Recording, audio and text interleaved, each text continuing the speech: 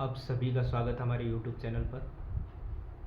आज हम class 7th की प्रश्नावली संख्या 2.4 को हल करेंगे, जिसका सवाल नंबर 1 हमें दिया गया, ज्ञात कीजिए। देखिए, इससे पहले भी जब हमने प्रश्नावली 2.2, 2.3 हल किया था, तब उसमें भी कुछ ऐसे क्वेश्चन आए थे, ज्ञात कीजिए, जिनमें हम भिन्नों को हल कर रहे थे। लेकिन इस बार हमें ज्ञात तो करना है, लेकिन इस बार हमें करना है दशमलव वाली संख्याओं को, यानी पॉइंट वाली संख्याओं को। तो कैसे हल करेंगे? बिल्कुल सिंपल सा इसका जवाब है। आप पहले पॉइंट वाली संख्याओं में पॉइंट को अगर नज़रअंदाज कर जाते हैं, भूल देते हैं, तो आपके लिए ये सिंपल है। 2 और 6 है, और 2 और 6 की गुणा हम कर सकते हैं, कितना होता है? 12, क्योंकि आगे 0 का तो कोई महत्व है नहीं। अब पॉइंट को याद करते हैं, तो पॉइंट कितनी संख्या पहले था? एक संख्या पहले। अगर इधर भी पॉइंट होगा तो पॉइंट पॉइंट ऐड हो जाएंगे, गुणा में जुड़ जाते हैं, भाग में घट जाते हैं। लेकिन ए की तरफ पॉइंट है तो कितनी संख्या पहले? एक संख्या पहले। तो हम भी यहाँ पे एक संख्या पहले पॉइंट को लगा देंगे। सिंपल सा आंसर है। और ये 0 है। आप चाहें तो आगे कितने भी 0 लगा सकते हो, और ना लगाएं तो भी कोई फर्क पड़ने वाला नहीं है। आगे हमारा सवाल नंबर 2। सवाल नंबर 2 हमें दिया गया 8 की गुणा करनी है हमें 4.6 से। देखिए, सिंपल सा, जैसे मैंने अभी आपको बताया था कि हमें एक बार पॉइंट को भूलना। आप ये ना समझे यहाँ पे 4.6 है, आप ये समझिए यहाँ पे 46 यानी 46 है। 8 की गुणा हमें 46 से करनी है। तो जैसे आप नॉर्मली 8 की गुणा 46 से करते हैं, वैसे कर दीजिए। जैसे यहाँ हो जाएगा 8 की गुणा पहले 6 से करते तो होगा 8 6 48 का 8 हासिल जाएगी 4, 8 चौक 32 और 4 हो गया 36। गुणा आप लिख के भी कर सकते हैं। अब आता पॉइंट के बाद, एक संख्या पहले पॉइंट है, पीछे से संख्या गिनी जाती है, आगे से नहीं। तो एक संख्या पहले पॉइंट है, इधर पॉइंट है नहीं, तो हम भी एक संख्या पहले पॉइंट को लगा देंगे, यानी ये उत्तर हो गया 36.8। इसी तरीके से हमें आगे से आगे इन सवालों को हल करना है। जैसे सवाल नंबर 3 हमें दिया गया है 2.71 गुणा 5। और एक चीज़ ध्यान रखिएगा, पॉइंट के बाद संख्याएं यदि एक से अधिक है तो हम उनसे 71 या ऐसे नहीं पढ़ेंगे, ये ध्यान रखिएगा। पॉइंट के बाद जितनी संख्या होंगे से सबको अलग अलग पढ़ेंगे। जैसे 2.71 इसी प्रकार से पढ़ा जाता है। तो आप एक बार ये समझिए, ये 271 और इसकी गुणा 5 से करनी है। तो नॉर्मली हम गुणा कैसे करते हैं? पहले 5 एकम 5, फिर 5 7 35 का 5 हासिल जाएगी 3, और 5 गुणा 10 और 3 हो गया 13। ये नॉर्मल हमने गुणा कर दिया, आप लिख कर देख सकते हैं कर। अब हमें क्या करना है, इसमें पॉइंट देखना है। पॉइंट है 1 और 2, पीछे से 1 और 2 संख्या पहले पॉइंट है, तो हम भी 1 और 2 संख्या पहले पॉइंट लगा देंगे। सिंपल सा है, इसमें कोई बड़ा कोई ऐसा कोई रूल नहीं है, नियम नहीं है कि हम उसे पढ़ेंगे। ये तो सिंपल सा दशमलव वाला गुणा जो हमने क्लास 6 में और पहले भी किया होगा। आगे हमें दिया गया सवाल नंबर 6, 20.1 गुणा 4। तो जैसे आपको बताया कि पॉइंट को एक बार के लिए भूल जाइए, एक समय के लिए। मानिए 201 और उसकी गुणा 4 से करना, तो कैसे करेंगे? पहले पीछे से 4 एकम 4, 4 की गुणा 0 से 0, 4 दूना 8। पॉइंट एक संख्या पहले था तो एक संख्या पहले ही हम लगा देंगे। इसी प्रकार सवाल नंबर 5, 0.05 गुणा 7।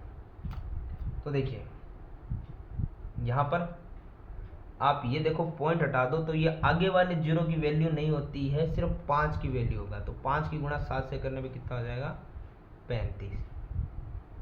आगे 0 आप कितने भी लगा सकते हैं, इससे कोई फर्क पड़ने वाला नहीं है। लगाए तो भी ठीक है, नहीं लगाए तो भी ठीक है। एक लगाओ चाहे 2 लगाओ, आपको पता आगे संख्याओं के आगे 0 की कोई वैल्यू नहीं रहती है। पीछे जरूर हो सकती है, वो भी पॉइंट के बाद, तो संख्या के बाद वैसे भी नहीं रहता है। अभी देखिए 5 7 35, पॉइंट था 1 और 2 संख्या पहले, तो हम भी 1 और 2 संख्या पहले पॉइंट लगा देंगे।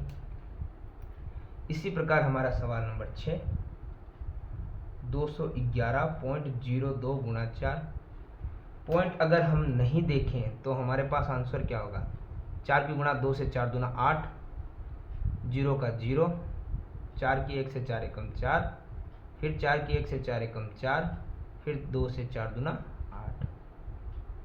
पॉइंट पीछे से 2 संख्या पहले था तो पीछे से 2 संख्या पहले ही आ जाएगा। और इसी में हमारा जो पहले का जो 7वां भाग है वो है 2 गुणा 0.86। यानी हमें क्या करना है, एक समय के लिए आप भूल जाइए पॉइंट के आगे 0 है, वैल्यू नहीं है। यानी 2 की गुणा आप 86 से करते हैं। एक बार पॉइंट ना हो तो, पॉइंट है तो ये 8 6 हो जाएगा। देखिए 2 की गुणा 6 से करेंगे तो हो जाएगा 2 छिंग 12, हासिल लगी 1, 2 8 16 और 1 हो गया 17, हासिल लगी 1। 2 की गुणा 0 से तो 0 ही रहता है और 1 वैसे का वैसे। अब पॉइंट है पीछे से 2 संख्या पहले, तो हम भी पीछे से 2 संख्या पहले पॉइंट को लगा देंगे। इन सवालों को हमें सिर्फ ऐसे ही हल करना है और इससे आसान तरीका और कोई हो नहीं सकता है। ध्यान दीजिएगा, सिर्फ दशमलव की गुणा करनी है हमें और इसमें एक्स्ट्रा हमें कुछ भी करना नहीं है। तो ये हमारा पहला सवाल होता है कंप्लीट।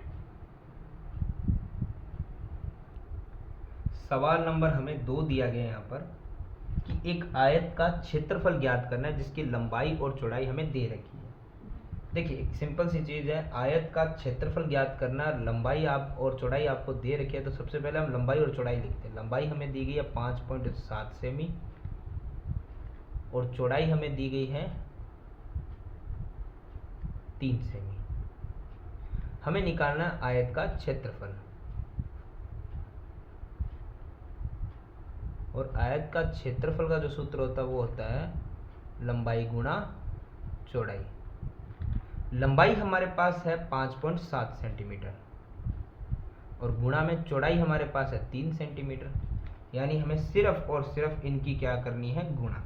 तो जैसे आपको अभी समझाया गया था पॉइंट वाले सवालों में, एक बार पॉइंट को छोड़ के आप सिर्फ ये समझिए कि 57 की 3 से मल्टीप्लाई करनी है। तो क्या होगा, 3 7 21, हासिल गई 2, 3 5 15 और 2 हासिल होगी 17। ये आप गुणा करके देख सकते हैं। तो एक संख्या पहले पॉइंट था तो एक संख्या पहले पॉइंट आ गया।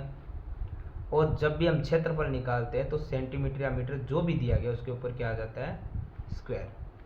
तो इस तरीके से हमारा सवाल नंबर 2 भी होता है कंप्लीट।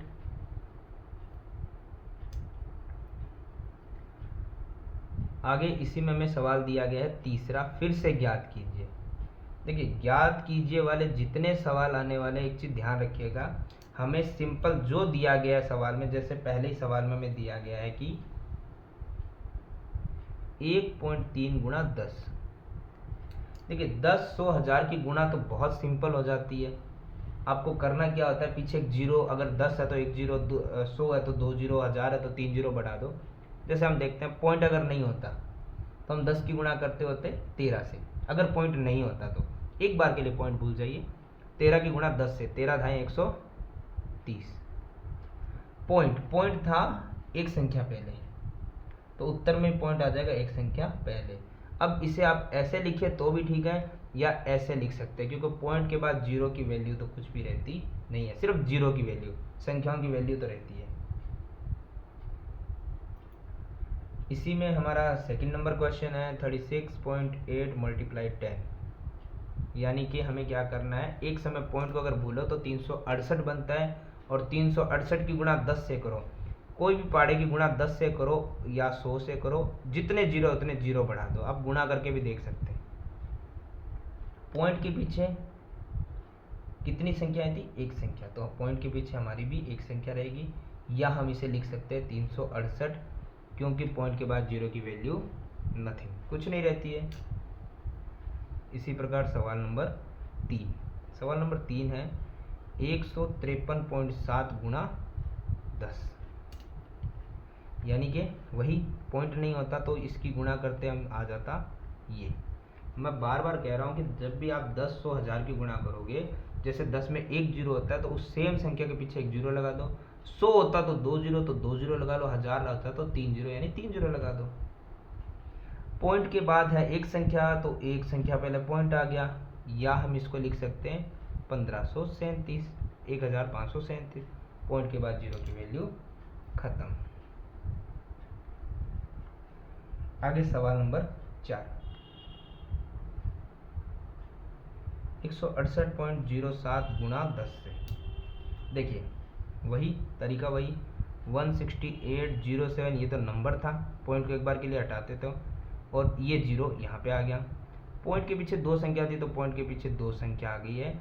इसे हम या करके कुछ और नहीं लिख सकते क्योंकि पॉइंट के बाद संख्या है वो लिखना हमें ज़रूरी है। 0 की वैल्यू तो पहले भी नहीं थी, अभी भी नहीं है, लगा दीजिए हटा दीजिए, कोई फर्क नहीं पड़ेगा, संख्या की वैल्यू है। सवाल नंबर 5, 31.1 गुणा 100। जैसा मैं अभी आपको बता भी रहा था कि अगर पॉइंट नहीं होता है तो हम क्या करते हैं, जब भी 10,000 100 की गुणा करते हैं तो जितने जीरो होते हैं उतने जीरो लगा रहे थे।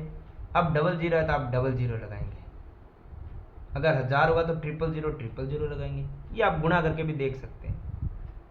पॉइंट के पीछे एक संख्या तो पॉइंट के पीछे एक संख्या चाहे वो 0 ही हो, इसे हम लिख सकते हैं 3110। इस पॉइंट के बाद 0 की वैल्यू कुछ नहीं रही है।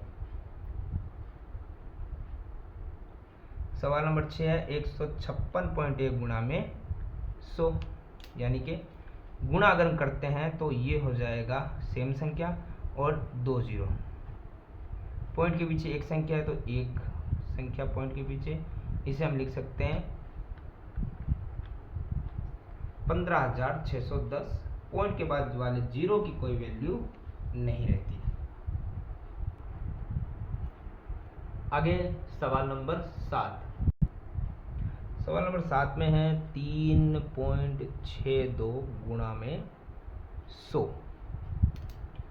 तो यहाँ पे हम देखते हैं 362 अगर हमारे पॉइंट ना हो तो उसके पीछे कितने जीरो आ जाएंगे, 00। तो हमें देखना है पॉइंट के पीछे कितने जीरो थे, 2 थे, तो पॉइंट के पीछे 2 संख्याएं, माफ़ कीजिए, पॉइंट के पीछे 2 संख्याएं थी तो पॉइंट के पीछे 2 संख्याएं आ गई। इसे हम लिख सकते हैं 362, क्योंकि पॉइंट के बाद 0 की वैल्यू कुछ नहीं रहती है। आगे इसी प्रकार सवाल नंबर 8 को हम हल करेंगे, जो हमें दिया गया है 43.07 गुणा 100। तो उसी प्रकार के सवाल चलते रहेंगे। पॉइंट को एक बार अगर छोड़ दें तो संख्या बनती है हमारी 4307, और पीछे कितने जीरो आ रहे हैं, 2 जीरो, इसलिए 2 जीरो, सिंगल होता तो सिंगल। पॉइंट के पीछे 2 संख्या तो पॉइंट के पीछे 2 संख्या आ गई है, या हम लिख सकते हैं इसे 4307। सवाल नंबर 9। सवाल नंबर 9 है 0.5 गुणा में 10। सिंपल एक बार के लिए समझिए कि आगे 0 की वैल्यू नहीं है। पॉइंट मान लीजिए नहीं होता तो ये होता 5, 5 की गुणा 10 से करेंगे तो 5 जाए 50। पॉइंट के पीछे है एक संख्या तो पॉइंट के पीछे एक संख्या, या हम लिख सकते हैं इसे 5। सवाल नंबर 10 जो है 0.08 गुणा में 10।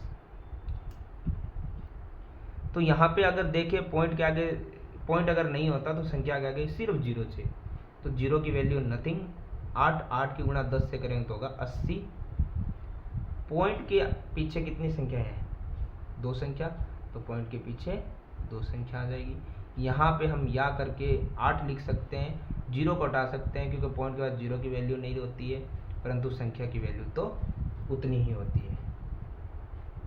अगला हो जाएगा 11वां सवाल 0.9 गुणा में 100।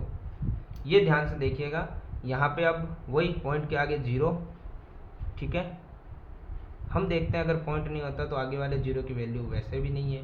9 की गुणा 100 से करने पे आ गया 900। पॉइंट था हमारा एक संख्या पहले, एक संख्या पहले आ गया है, यानी इसे हम लिख सकते हैं 90, क्योंकि पॉइंट के पीछे सिर्फ 0 है। और इसी का आखिरी सवाल आ गया 12वां, जो है 0.03 गुणा में 1000। जैसे यहाँ पे पॉइंट और हटा दें तो आगे सिर्फ 0 है, बचा है 3, 3 की गुणा 1000 से करने पे होता है 3000। पॉइंट से पीछे है 2 संख्या तो पॉइंट के पीछे 2 संख्या या 2 0, हम इसे लिख सकते हैं 30, क्योंकि पीछे वाले 0 की वैल्यू वैसे भी नहीं है। तो इस तरीके से हमारा तीसरा सवाल होता है कंप्लीट।